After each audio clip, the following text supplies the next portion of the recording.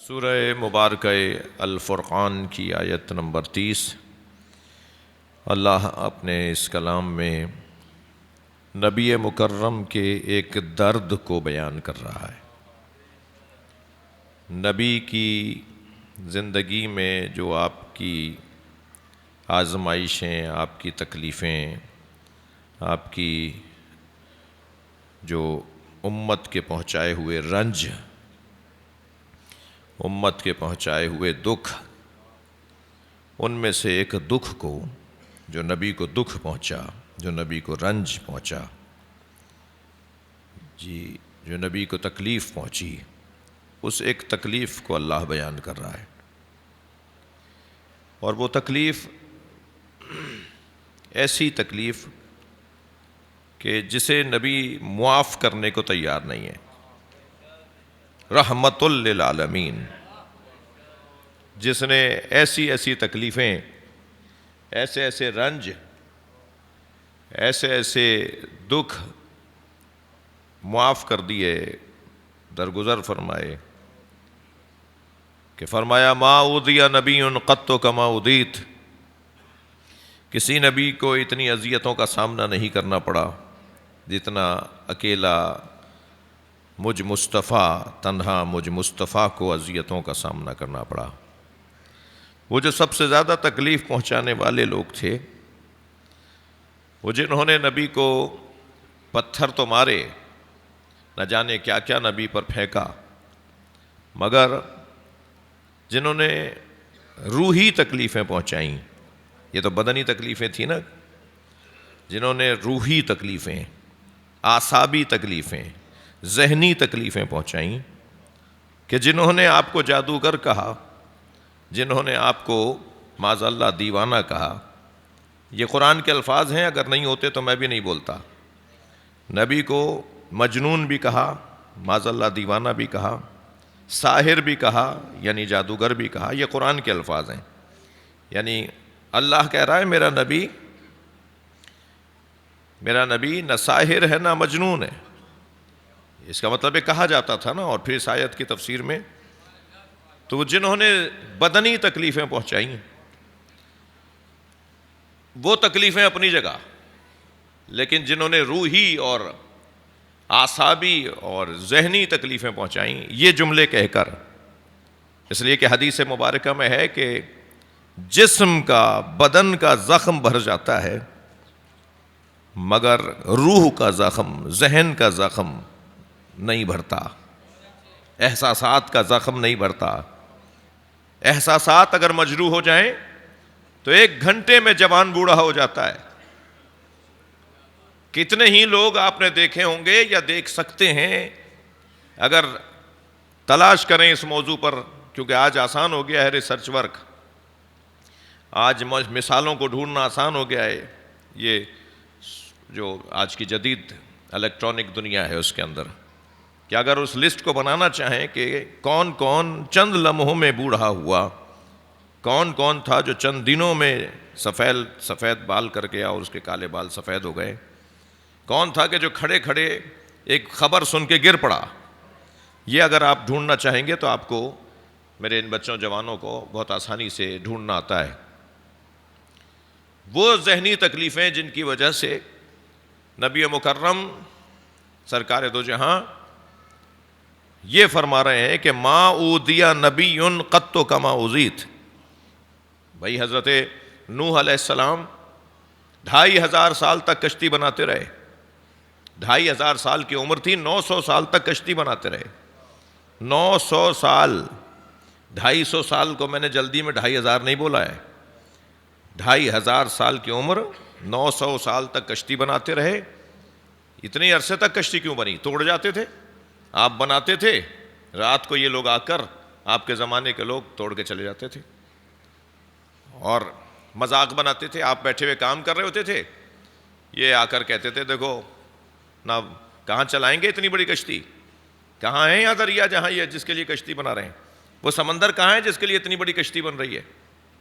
مذاق بناتے تھے، توہین کرتے تھے، بے ادبی کرتے تھے، حتاکی کرتے تھے۔ اور حضرت نوح، اور پھر آپ اگر صبر میں اور برداشت میں استعارے کے طور پر جیسے حسن میں حضرت یوسف کو استعارہ لیا جاتا ہے، ایسے صبر اور برداشت میں حضرت ایوب کو استعارہ لیا جاتا ہے.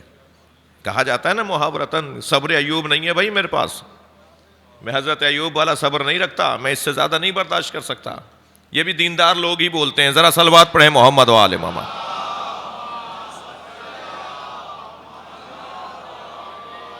مگر حضرت ایوب کا صبر جو مثال بن جائے، جو ایک نشانی بن جائے، ان سارے نبیوں کے صبر اور برداشت کو اگر ایک جگہ کیا جائے تو ہمارے نبی کا صبر اور برداشت ایک طرف ہے. مگر وہ سارے جو نبیوں کے ساتھ جو کچھ ہوا اس کے اندر دونوں طرح کی اذیتوں میں ہمارے نبی جس اذیت کی بات کر رہے ہیں وہ روحی اذیتیں ہیں، ذہنی اذیتیں ہیں. مثلاً ایک شخصیت کو کہہ دیا جائے کہ یہ جادوگر ہے، یہ جو کچھ کر رہا ہے یہ معجزہ نہیں ہے، جادو ہے، کہہ دیا جائے یہ ایسا ہے، تو یہ روحی اذیت ہے. تو سرکار فرماتے ہیں ما اوذی نبی قط کما اوذیت، کسی نبی کو اتنی اذیتوں کا سامنا نہیں ہوا، کسی نبی کو اتنی پریشانیوں کا سامنا نہیں ہوا جیسا دکھ میں نے اٹھایا ہے. جس نبی کو اتنی تکلیفوں کا سامنا ہوا ہو، اس نبی کے سامنے جب ان سب لوگوں کو باندھ کر کھڑا کیا کہ جو پتھر مارتے تھے، جو آوازیں کستے تھے، جو نہ جانے کیا کیا کرتے تھے، سرکار نے پوچھا یہ کون ہے؟ کہا کہ یہ وہی ہیں کہ جنہوں نے یہ سب کچھ کیا. تو جیسے ہی بتایا گیا یہ فلاں وہ ہے، یہ فلاں وہ ہے. البتہ صرف ایک شخص ایسا تھا اس وقت میں فتح مکہ کے موقع پر، جویرس، اس کا نام تھا ابن جویرس جی. اس کے لیے سرکار نے فرمایا تھا کہ اگر کعبے کا غلاف پکڑ کے بھی کھڑا ہو جائے تو اس کو مار ڈالنا، اس لیے کہ یہ شخص وہ ہے کہ جس نے کچھ ایسا. اب اس نے کیا کیا تھا، میں آپ کو ایک مثال دے دیتا ہوں. اس شخص نے کیا تو بہت کچھ تھا، مگر جس وجہ سے سرکار نے فرمایا نا کہ اگر یہ کعبے کا غلاف پکڑ کے کھڑا ہو تو اسے پکڑ کر لے آؤ اور اس کو مار دو. وہ شخص وہ تھا کہ جب ہجرت کے موقع پر، یہ واقعہ فتح مکہ کا ہے، ہجرت کے موقع پر جب مولا علی فواتم کو لے کر چلے، فاطماؤں کو لے کر چلے، کیونکہ مولا نبی نے مولا علی کو مکے میں چھوڑ دیا تھا امانتیں سپرد کرنے کے لیے، اور فرمایا تھا گھر کی بیویوں کو، گھر کی خواتین کو لے کر تم مدینے آؤ گے. تو اکیلے علی تھے اور گھر کی 20 سے زیادہ عورتیں تھیں، اور یہ ساری بیویاں اپنی اپنی محملوں پر بیٹھی ہوئی تھیں، اور ان محملوں میں ایک محمل میں جناب فاطمہ زہرا بھی بیٹھی تھی. اللہم صلی علی. اور جناب زہرا کی محمل کو اس ابن جویرس نے آ کر اونٹ کو اذیت پہنچائی، صرف اس وجہ سے کسی طرح یہ محمل گر جائے، اور وہ محمل گری جس سے بی بی زخمی ہوئی. اور سیدہ کے اور مولا علی کے اور فاطماؤں کے، کیونکہ مولا سجاد بھی ایک جگہ فرماتے ہیں نا انا ابن الفواتم، میں فاطماؤں کی اولاد ہوں. اس گھر میں فاطمہ نام کی بیویوں کی تعداد زیادہ تھی، اس حد تک فاطمہ نام رکھا جاتا تھا اس گھر میں کہ مولا حسین نے ساری بیٹیوں کے نام فاطمہ رکھے تھے. فاطمہ صغرا، فاطمہ کبرا، فاطمہ وسطیٰ. صلوات پڑھ لیں بی بی کی ذات پر.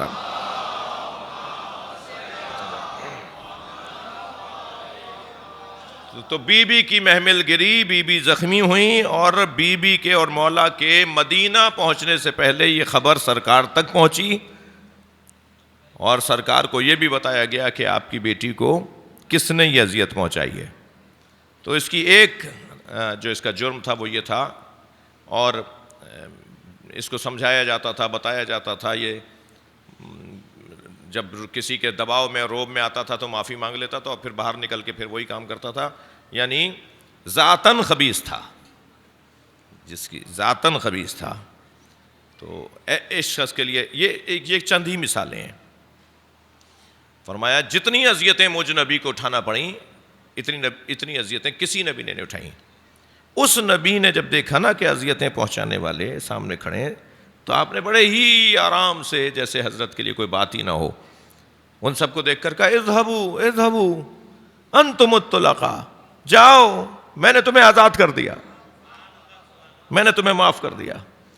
اور کہا رسیاں کھولو ان کی. اور جب ان کی رسیاں کھول دیں اور وہ جانے لگے تو ہاتھ اٹھا کے کہا اللہم اغفرہم انہم لا یعلمون، یا اللہ میں نے انہیں معاف کیا، تو بھی معاف کر دے، یہ مجھے جانتے ہی نہیں ہے کہ میں کون ہوں۔ صلوات پڑھ لیں محمد و آل محمد۔ بھائی میں ایک جملہ کہنے جا رہا ہوں، آپ ایک اور صلوات نبی کی ذات پہ عطیہ کریں۔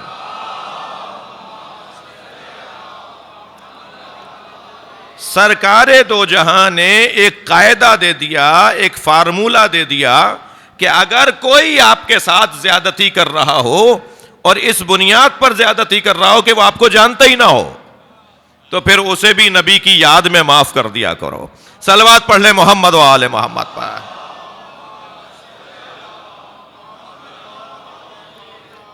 ایسے لوگوں کو سرکار نے معاف فرما دیا، درگزر فرمایا۔ کیوں؟ اس لیے کہ رحمت للعالمین ہے۔ رحمت للعالمین کی رحمت کا تقاضا معافی ہے، درگزر ہے۔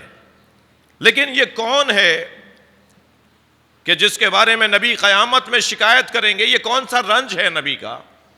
یہ کون سی تکلیف ہے نبی کی جو نبی مکرم دیکھ رہے ہیں کہ ان کی زندگی میں بھی اور پھر ان کی رحلت کے بعد بھی جو نبی، جس نبی کا لعاب دہن لے کر علی آگے کی خبریں بتائے، انہیں نہیں پتا ہوگا کہ میرے بعد کیا ہونے والا ہے۔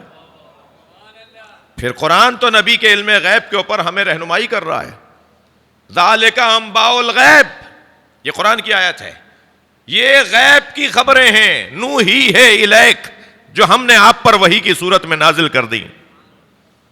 غیب کی خبریں اللہ نے اپنے نبی پر نازل کر دیں، تو پھر اور کیا دلیل اور کون سی آیت چاہیے کہ نبی عالم غیب تھے، نبی غیب کو جانتے تھے۔ صلوات پڑھیں ذرا محمد و آل محمد۔